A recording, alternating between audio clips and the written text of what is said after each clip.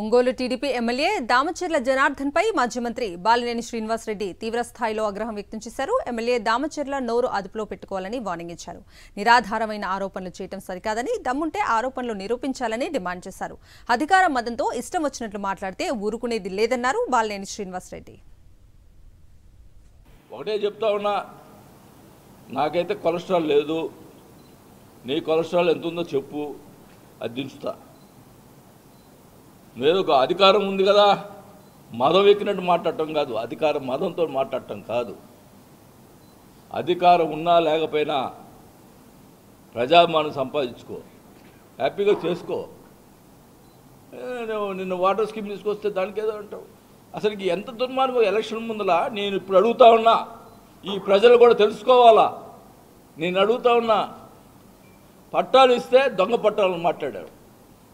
చెప్పమనండి. ఇప్పుడు ఆ సైటు ఇచ్చింది కాదా, నిజం కాదా, ఓపెన్గా రండి, ఓపెన్గా రమ్మును. ఛాలెంజ్ చేసి చెప్తున్నా, రా, నీ అక్రమంగా సంపాదించుంటే చూపించు. నేను మంచితనానికి లొంగుతా కానీ భయపడేదానికి సంబంధించి ఎవరిని బెదిరిస్తే భయపెట్టే ఎవరు కూడా ఇక్కడ లేరని కూడా తెలియజేసుకుంటా ఉన్నా.